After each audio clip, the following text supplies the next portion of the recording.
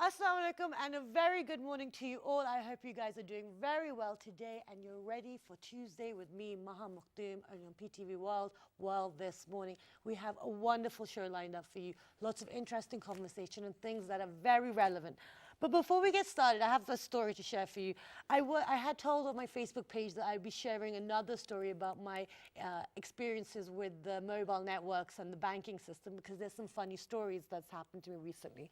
However, on the way to work today, as you know, we've been, watching my progress with my road rage and how I manage it. And I've been very calm, especially since we've been fasting and stuff, that you have to control these kind of primal urges to kind of have a knee-jerk reaction. And especially with anger, you're supposed to curtail it.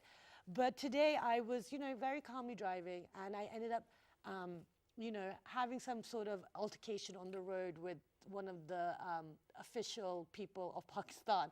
And now, as a result, I don't know what to do. But the thing is, I managed to control myself, and that is something that we have, that is evolved with my road rage. So, for all those people that saw me today, I do apologize for you seeing me in a sorry state and doing these things. But anyway, moving on from that story of how my day started.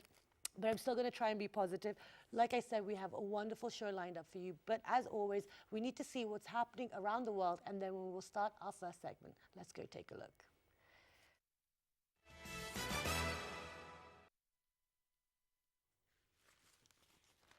Okay, Storm Alberto lashed the western Cuban region of Artemisia, swelling the nearby river and dumping up to 12 centimeters of rain in less than 8 hours.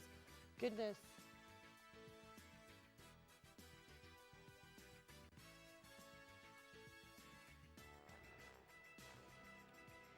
And a rumble of motorcycle engines filled the air in Washington as thousands of bikers paraded around the National Mall for the 31st annual Rolling Thunder Rally to raise awareness of the U.S. military personnel missing in action.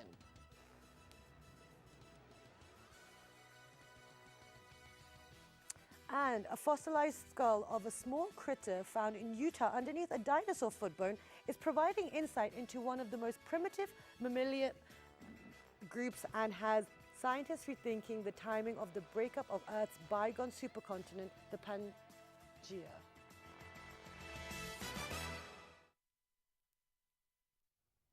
Amazing, all these things that they're finding. So that was what is happening around the world. And now moving on, as you know, during this month, we will be dedicating our first half to a section, taking a verse from the Quran, looking at the translation and seeing how to apply it and implement it into our lives in the 21st century. Because as we said, it's a very progressive religion. The interpretations are out there, the different parts are out there, but we want to get the one that's most useful to you guys and most practical and also useful because there's a lot of wisdom within everything that we've been looking at. It affects your spirituality, your way of life and also your the humanity side of life. But now, we haven't been joined by Dr. Kamal Kesser. We actually have been very lucky. We've been joined by Dr. Yusuf Raza, who is a psychiatrist and he is our Quran teacher. Assalamu alaikum, welcome back. Thank you very much. And we missed you this year.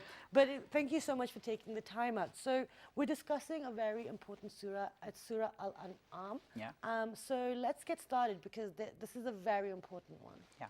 All right. So the ayah that we're going to be talking about is ayah number 140 from Surah Al-An'am. Obviously, it's one of the longer Meccan surahs and we can only cover one ayah of it, but we hope that it's representative of the message that the entire surah carries. So the ayah goes, Bismillah ar-Rahman ar-Rahim, A'udhu billahi minash shaitanir rajim, Bismillah ar-Rahman ar-Rahim, قَدْ خَسَرَ الَّذِينَ قَتَلُوا أَوْلَادَهُمْ سَفَهًا بِغَيْرِ عِلْمٍ. That those who in their weak-minded ignorance slay their children, وَحَرَّمُوا مَا رَزَقَهُمُ اللَّهُ, and yet they forbid what Allah has provided them as sustenance, iftira'an ala Allah, fabricating lies against Allah. قَدْ ضَلُّوا وَمَا كَانُوا مُهْتَدِينَ. They have gone astray and they have not found the right path. So there's three particular areas that this ayah is talking about. A particular example that is being given is obviously of the Meccan society. So what they used to do is that this is the society in which having a daughter is considered to be it's a matter of shame for them, right? So that's something of a social thing that's been attached to having daughters. And so what they would do is they would actually bury their daughters alive. Oh, wow, alive. In their infancy, Yeah. the father would go and, you know, just take the daughter, bury her alive, cover her up, and not bat an eye over it. So that's a practice that is common in the Meccan area and even extended across the Arabian Peninsula. So that's one thing that they're doing. Another dimension of the same society is that the same people are incredibly obsessive about religious prohibitions that they've come up with. Right. So what the surah describes is they would specify that this particular kind of animal, if it is a female and if it is pregnant and if it has if it has a boy inside of it, then if it's a male that it's carrying that is pregnant with, then our men can't have it or our women can't have it, or if it's a girl, then everyone can have it, it's a female. So they have these weird fabricated understandings of prohibitions of this is haram, this is haram, this is forbidden, that is forbidden, and they're very obsessive about it. And they're very proud of their religiosity in this way. And it makes you wonder that these people have they're so meticulous, or beyond meticulous, they're so scrupulous about this dimension that you can't waver hither or thither about, you know, the prohibitions that they've set out. And yet here they are, they're just burying their daughters alive. And they don't think that's wrong. Okay. So how does that work? And then the surah culminates with that they do this, especially the prohibition part, without any knowledge, that it is not based in any authentic source, any validated evidence, that the Quran as it's coming down is revealing that this is valid evidence, this is acceptable, this is not acceptable. You know, knowledge that comes from these different sources is acceptable. Everything other than that is, why are you holding people accountable for that? So now we turn from that to a very important lesson that we draw in our religious practice. Obviously, hopefully we're not burying our daughters alive or anything like that.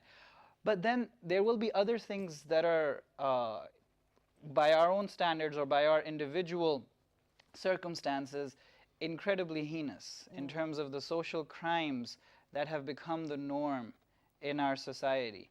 So we know that our society is engaged in, okay, just to give a few examples, child sexual abuse is very common in our society, and that would probably be equivalent to the burying of the daughter, because that is the emotional killing of a person itself.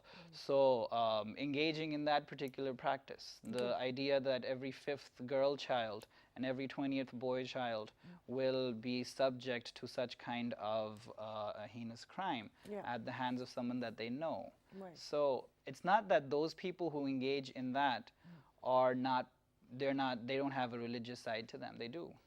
And you can almost bet that there are particular religious rituals or there are particular religious prohibitions that they take incredibly seriously, that they would not want anyone to move an inch here or there, and they would be very proud of their religiosity in that particular dimension. Okay. And we don't have to be, we don't have to commit such heinous crimes for this to apply to us. There the way we treat each other, the way we are with each other, backbiting, you know, creating rifts, creating fights, cheating each other, ripping people off, not fulfilling the responsibility of a human-to-human interaction, whether that's at your job or, you know, you're a doctor or whatever the case may be, that there is something that you owe the other person who has come in contact with you. And you won't, you know, you won't be trustworthy in that interaction, or you look to jip the other person off or rip him off, or, you know, get the better of them in one way or the other. But then there are other dimensions, other sides to it. Oh, this particular attire, or this particular, you know, there are 2 particular categories that those who are particularly more religious are more obsessed about in our society. And that would be, for example, let's say gender interaction. Right. Attire that we can wear or not wear. Length of the beard. Or for guys, how high your trousers are from your ankle. right? So there are religious denominations that are going to be so particular about them that they will not let you go without labeling you a particular label and almost condemning you to the hellfire without realizing that within the same religious tradition, these are not the priorities.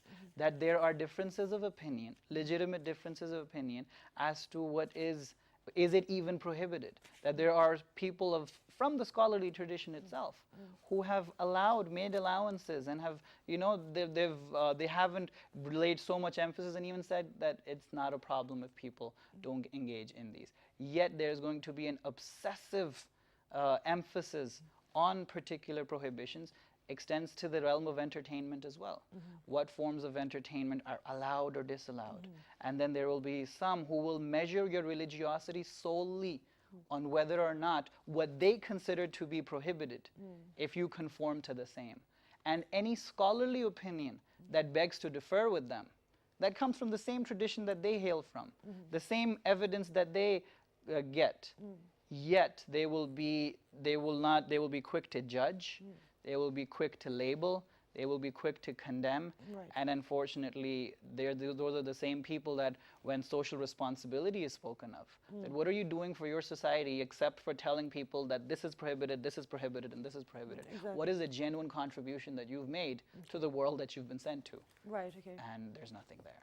Okay, so then what do we do then when we're faced with that? Does it tell us what to do or how to handle it? So the way the ayats progress, they talk about, Allah subhanahu wa ta'ala goes on to say that, let me tell you what is actually forbidden or what you're actually supposed to do. How about kindness to your parents? How about kindness to your neighbor? How about giving people in the society who are less privileged, who are who don't have enough money, or who have under-resourced, or that they are incapacitated for some reason or the other to make the money that they have to make, and they're not getting by? How about helping them? How about a selflessness as a value that is engendered in the society that stands for the rights of the underprivileged or the weak ones in the society? How about the orphans?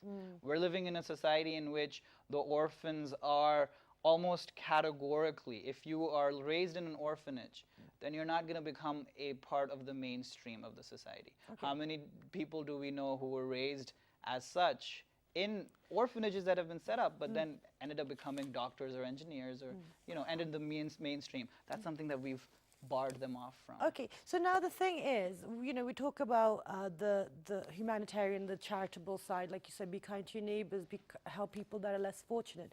Now, the comment that you made about the orphans as well, we know, like, as in, one would think that everyone knows this. Is this not common knowledge? Like, I mean, why are we not able to implement it, or are we implementing it? What are you seeing yourself? Because especially as a psychiatrist as well. Right, so these are values these are humanitarian values. These are globally recognized, that these are things that are important, even pursuit of knowledge for that matter, that these are understood by everyone. Yet when we obsess over non-issues, we take sectarian priorities to be the most important priorities, the dimension of our own selves as human beings, which is naturally endowed with the potential to sacrifice, with the potential to be selfless, with the potential to be religious, with the potential to be spiritual, is rechanneled away from the common good that everyone understands, and it's directed towards all of these non-issues. So if all of your energies are channeled over there, you create more chaos than the order that you were supposed to create. So there's this misappropriation of energies. But why are we doing that? Why do we do that? Because there are certain the demands in this particular dimension of social responsibility, they seem too heavy upon us. Or the way we are gratifying ourselves. There are drives for superiority. There are drives for pleasure seeking or immediate gratification at the expense of others.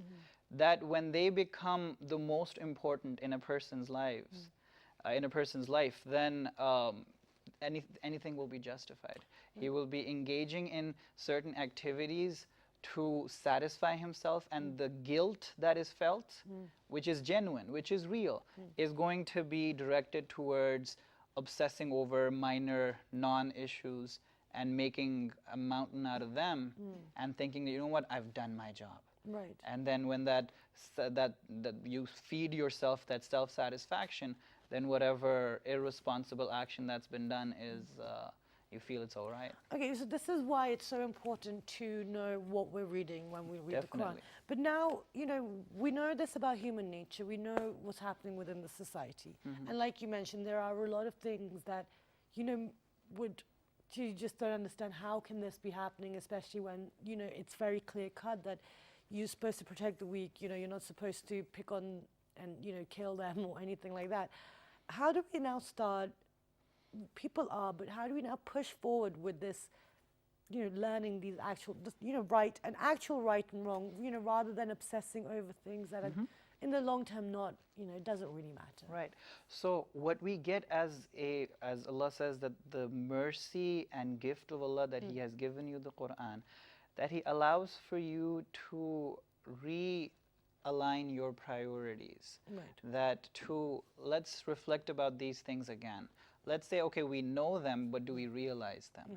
We know these values, but do we practically see them being implemented in our society? How about the things that we actually obsess over, or things that we are very dedicated to? How about finding out from the Quranic sense, or valid sources of knowledge that the Quran authenticates, what is an actual priority? What requires attention? What requires selfless dedication? How about that? And how about being informed by true knowledge, not assumptions, not conceptions that we just randomly pick up?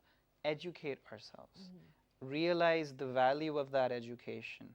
And from there, recognize that, you know what, the world that we're living in, there's a lot of evil in this world. And the second step, recognize that consciously or unconsciously, I've contributed to that evil. Third step, then see what can be done about it. Right. That how, at least on your own end, you can limit the evil that's being caused by you, and then extending from that, how can you limit the general degree of evil that is existing in the world? And so that does require that's a big one. Yeah, because, you know, as individuals, it's always difficult to know how to approach the situation and where to start from, because a lot of the times you do meet a lot of, you know, resistance to it. Definitely. So when you are faced with that, okay, let's be realistic, in a place where it is a sensitive issue, you know, people get into trouble, you know, for saying the wrong thing, or, you know, there is, at times there can be, you know, mob mentalities, which happens everywhere as well, but we live here, so we care about what happens here. So how do you face that? Because, you know, if I decide, like, I'm going to go and, you know, right some wrongs, that's putting, you know, like, I don't want to put anyone in a dangerous situation. You know, I don't want their lives to be at risk, or, you know, their safety or their peace of mind being at risk. So how do we do it? Right. So first up, we have to be very, very clear that which we are standing up for is something that deserves to be stood up for. Okay. That we need to be very clear with respect to the knowledge available in that area. That which is verifiable, that which is, you know, you can authenticate it, it's coming from the right sources, that this is something that deserves to be, you know, to take a stand for, one. And then there are so many things in the society. There is, in every department, there are so many things that need to be done, that wrongs that need to be right. Which one of them is mine? Okay. Which one of them is my calling? Right. Which one of them is my contribution to the society? That when I, as a human, am done with my time in this world, I can maybe go to transition to the next phase with a sense of contentment that, you know what, my being in the world left it a tad bit better. Okay. And for that, if it means standing up to criticism, standing up to character assassination, standing up to even threats, then that's something prophetic. Okay. That's something that every prophet had to experience. And it's actually then that the Quranic message becomes all the more relevant. Because we can then start relating to the Prophet ﷺ that, oh, when the people of Quraysh started maligning him, started ganging up on him, started planning things to do this and that to him, you can relate with that. How all the prophets before that, how their particular communities too were the way they were. No one rolls out the red carpet. Oh, come wrong or right or wrongs. No one's going to do that. They're always going to be met with a lot of defenses, and people will go to the limit for that, depending on how big of a wrong we've picked up on, how much we step on people's tails, how important is that area in the society. Okay. And finally, you know, when it comes to the youngsters, you know, or the kids, at what age or what time should, you know, one start teaching them these things? Also, because you don't want to burden, overburden someone as well. So how would one approach that with children? So as far as children are concerned, you teach them values, but more than teaching them values, you inspire values. Okay. And before you start asking too much of them as to what they're supposed to be doing, as children, their need is emotional health. Okay. So children need to be reinforced that their personality, their sense of who they are should not be stricken with any kind of inferiority complexes, etc., and they should feel loved. Okay. That's the priority for children. Okay. And then when they've had that, then as they see what the values of the people who love them are, that's going to inspire them. Wonderful. And then they can take those up when the time is right. Wonderful. Thank you so much for being here. It's a pleasure having you back, and we're happy that we've got you for the rest of the week as well. Inshallah. Thank you so much. So that was us discussing a little verse from Surah An'am, and, you know, talking about the prohibitions and how we're focusing. You know, we start to put our attentions maybe on the things that are not important and kind of go away from the actual message within itself. But now we're going to go for a short break. But when you come back, we're going to be talking about peacekeeping and how within Pakistan, what is happening and who's doing what. Stay tuned.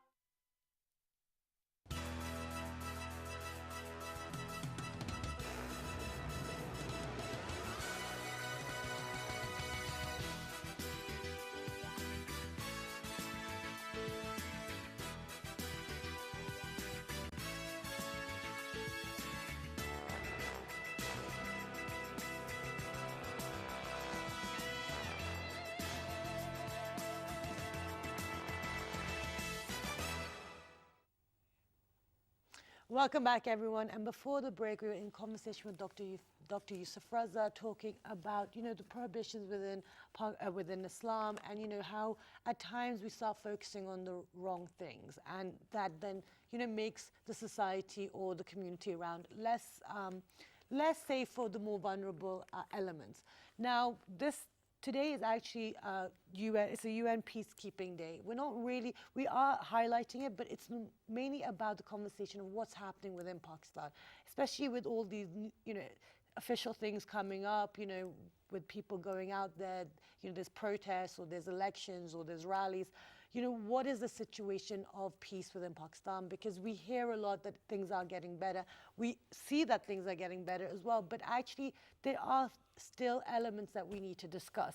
So to discuss what's happening and how to attain peace and to keep it, we've been very lucky. We've been joined by Mr. Zamir Ahmed Awan, who is a professor at NUS University. Assalamu alaikum, good morning. Walaikum salam. Thank you so much for being here today. Welcome. Besides Mr. Zamir Ahmed Awan, we've been joined by Dr. Aslam Khaki. He is an advocate of the Supreme Court and the Federal Sharia Court as well. Assalamu alaikum, good morning. Thank you for joining us today. Okay, so I'm going to start with you, sir. Peacekeeping, and in the 21st century, the whole world is continuously talking about it. It seems when you turn on the news, everything's in a bit of disarray. What are your thoughts on the importance of peacekeeping? Bismillah ar-Rahman ar-Rahim. United Nations has a charter. Under that charter, we established the peacekeeping force. Okay. And it is specific to certain circumstances. It is not generally for peacekeeping overall. It is specific conditions. Right. For example, in two countries, there is a conflict, and they come to agreement to withdraw their troops. Right. While the troops are withdrawing, sometimes they kill the civilian, they do something wrong. That is the role where the peacekeeping will play their role. Similarly, if there are some internal conflicts between the rebellion or one minority and with the government, and then they come to a agreement to ceasefire, and then the peacekeeping mission will implement that agreement between two parties. Okay. In fact, this United Nations peacekeeping force is mandated to implement the agreed from both sides. Okay, wonderful. Okay, so that also gets rid of a misconception where it's a stamp, it's a stencil that people are implementing. It is agreed specifically for the nations involved. Yes. Fantastic. Case to case, it is different. Okay, wonderful. So Dr. Aslam Khaki, who is also an advocate of the Supreme Court and Federal Sharia Court as well, sir, you have a different approach. You see, you're within the legal systems as well. When you are working and seeing all of this different element of the society, what does peacekeeping or peace building mean to you, and and its relevance to Pakistan? Bismillah ar-Rahman ar-Rahim. As far as peacekeeping is concerned, it is just opposite of the conflict. Yeah. Because man is a social animal. He lives in the societies, he lives in the social interaction with the neighborhood, with the children, relation with the government, public. They are a network of social relationships. Right. Sorry. And when you have a social relationships, you may have conflicts. Right.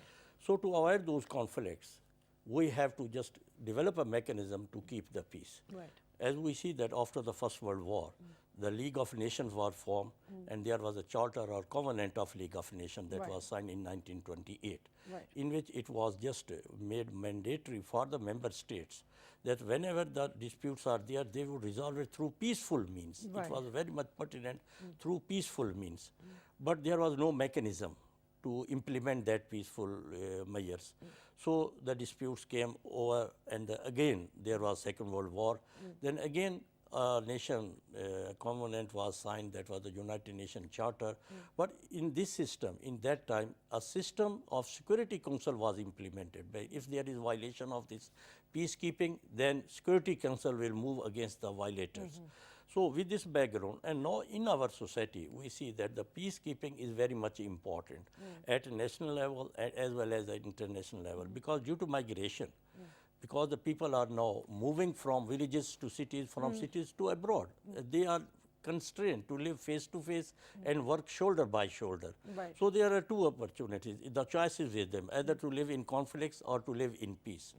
But the people have gone for the peace. So they are developing mechanism living there by dialogues, by other interactions, even at their festivals, as we see that in the foreign country, they are going for peaceful coexistence because the now only choice is peaceful coexistence. Right. And as we see that this Ramadan is also training us for peacekeeping because the peace distortion comes when we become intolerant to each other. We don't control our passion, we don't control our wrath. Yeah. We just go with our system. As I said, my story this morning, this gentleman was not controlling his wrath towards me as well. So now, okay, so this is wonderful. You've set the international tone. Now, you know, we've been seeing a lot within the news as well.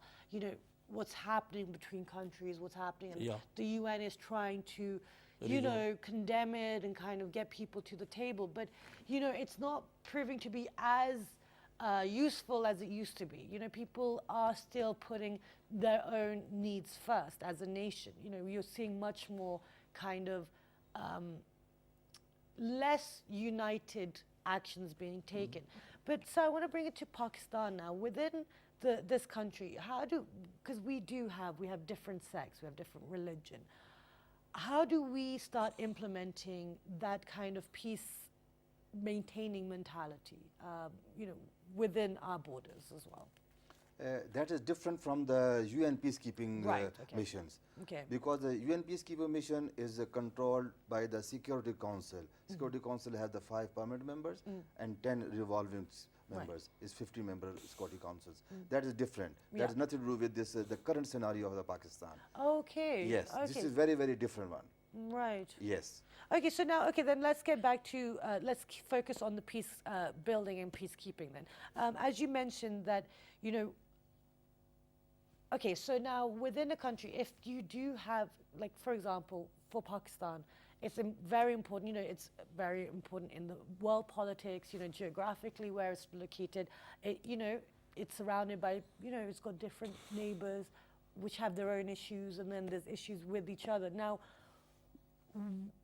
okay, so discussing about the UN role then, fine. Let's talk about them. Now, they can see what's happening. You know, we have the Kashmir issue. Yes. Now, you know, the charter's there, people have signed on for it, you know, don't take away someone's freedoms, don't take away their rights, be humane. We're not seeing that. We've seen the condemnation from the UN Security Council as well. But what's actually happening? This is the case. Let me explain to you. Yes.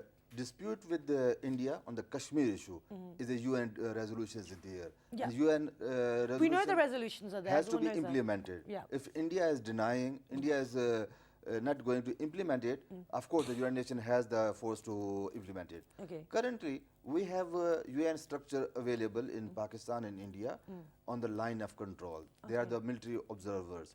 Their duty is, their mission is very specific and limited, that they have to observe that Pakistan is violating line of control agreement or India is violating.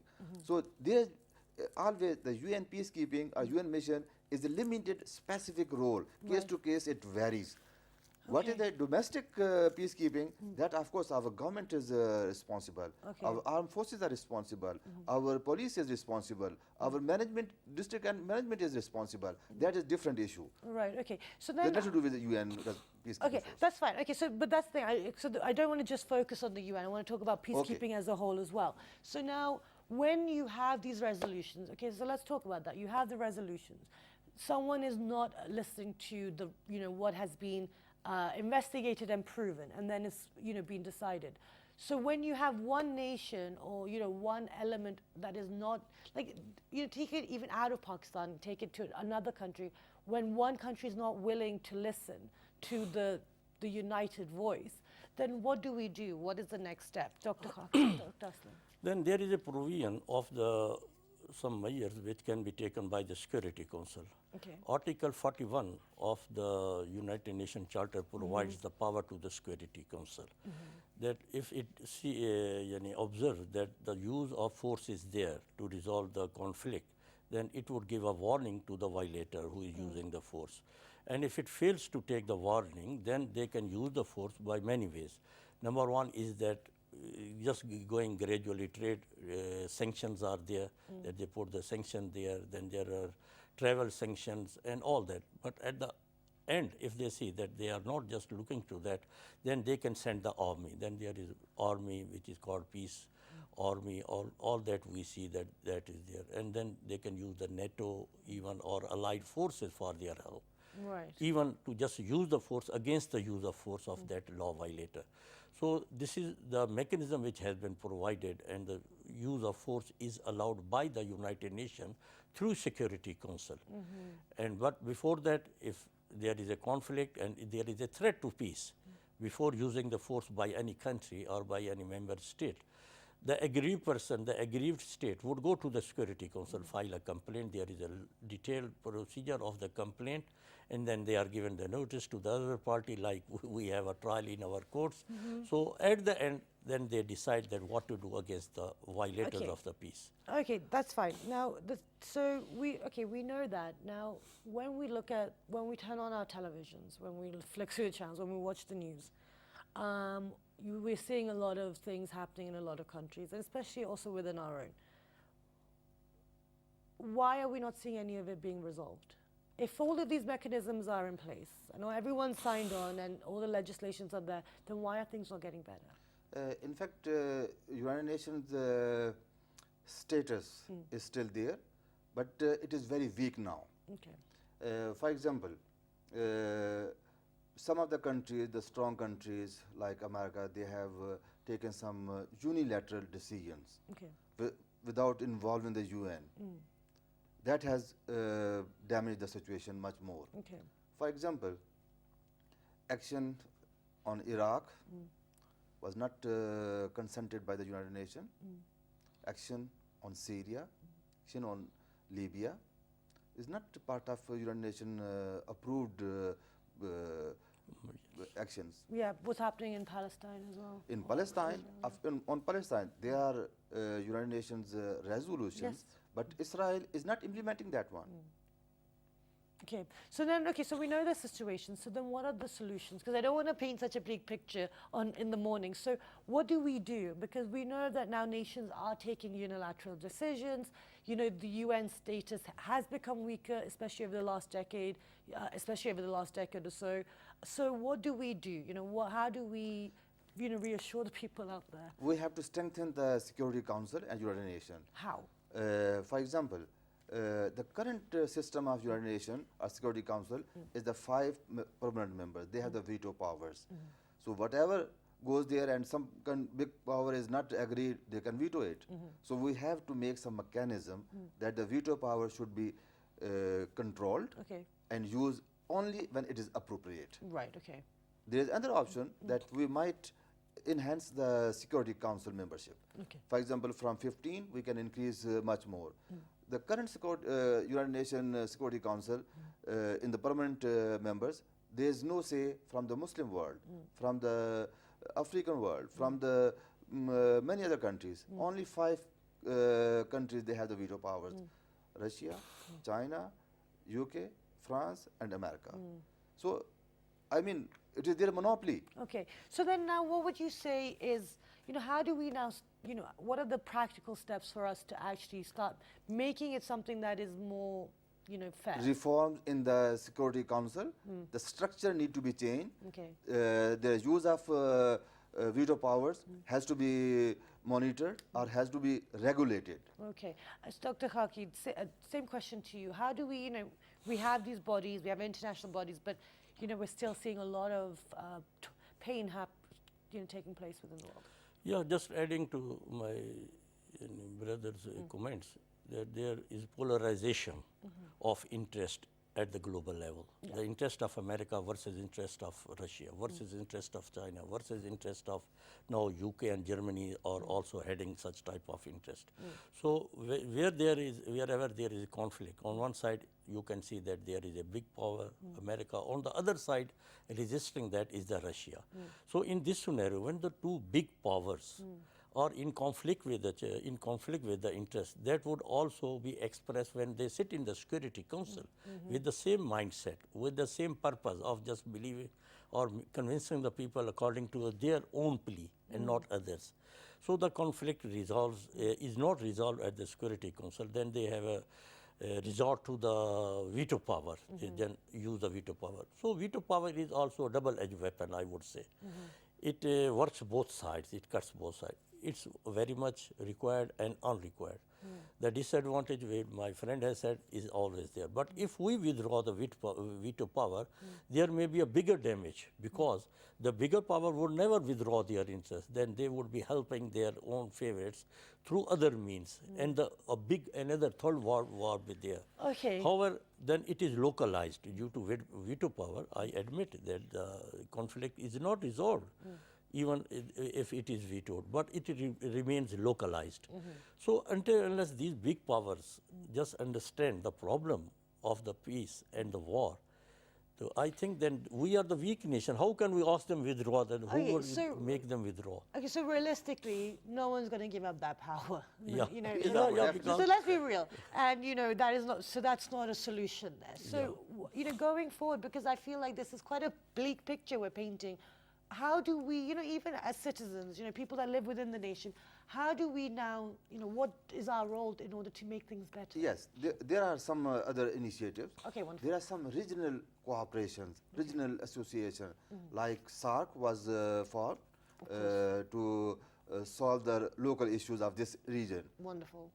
Similarly, now Shanghai Cooperation Organization, SCO, is very active. Okay. And next month, Pakistan and India are going to join that meeting also. Wonderful. And these are the local alliance or organization which solve the regional issues. Right. So this will be an alternate.